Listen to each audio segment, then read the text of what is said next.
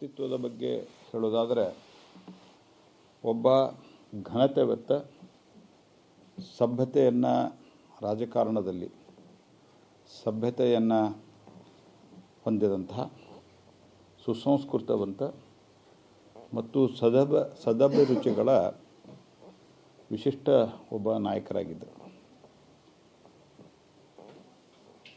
ನಾನು ಸದಭಿರುಚಿ ಅಂತೇನು ಹೇಳಿದೆ, ಅದರಲ್ಲಿ ಕಲೆಯಲ್ಲಿ ಆಸಕ್ತಿ ಇತ್ತು, ಸಾಹಿತ್ಯದಲ್ಲಿ ಆಸಕ್ತಿ ಇತ್ತು, ಸಂಗೀತದಲ್ಲಿ ಆಸಕ್ತಿ ಇತ್ತು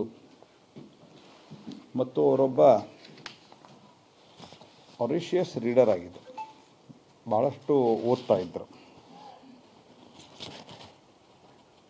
ಶಿಸ್ತಿನ ಒಬ್ಬ ಆಡಳಿತಗಾರ ಮತ್ತು ಉದಾರತೆಯನ್ನು ಹೊಂದಿದ್ದರು. ಆ ಘನತೆಯ ಕಾರಣದಿಂದಾಗಿ, ರಾಜಕಾರಣದಲ್ಲಿ ಸಭ್ಯತೆಯ ಕಾರಣದಿಂದಾಗಿ ಅಕ್ರಾಸ್ ದಿ ಪಾರ್ಟಿ ಒಳ್ಳೆಯ ಸಂಬಂಧವನ್ನು ಇಟ್ಕೊಂಡಿದ್ದರು.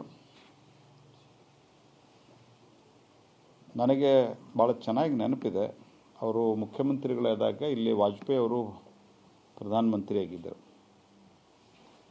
ಇಂದಿಗೂ ಕೂಡ ಅನಗತ್ಯವಾದಂಥ ಆರೋಪ ಪ್ರತ್ಯಾರೋಪ ಕೇಂದ್ರ ರಾಜ್ಯ ಅಂತ ಮಾಡಲಾರದೆ, ಏನಾದರೂ ಸಮಸ್ಯೆಗಳಿದ್ದರೆ ಡೆಲ್ಲಿಗೆ ಬಂದು ಪ್ರಧಾನಮಂತ್ರಿಗಳನ್ನು ಭೇಟಿ ಮಾಡಿ, ಆವಾಗ ಅನಂತಕುಮಾರ್ ಇದ್ದರು, ಅನಂತಕುಮಾರ್ ಜೊತೆಗೆ ಸಂಪರ್ಕವನ್ನು ಸಾಧಿಸಿ ಭಾಳ ಒಂದು ರಾಜಕಾರಣದಲ್ಲಿ ಸುಸಂಸ್ಕೃತವನ್ನು ಭಾಳ ಚೆನ್ನಾಗಿ ಮೇಂಟೈನ್ ಮಾಡಿದ್ದರು.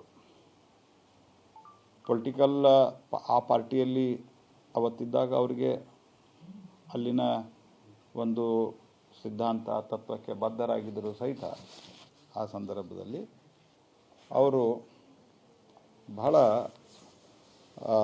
ಬಿಯಾಂಡ್ ಪಾಲಿಟಿಕ್ಸ್ ಹೇಗೆ ಕೆಲಸವನ್ನು ಮಾಡಬೇಕು ಅನ್ನುವಂಥದ್ದು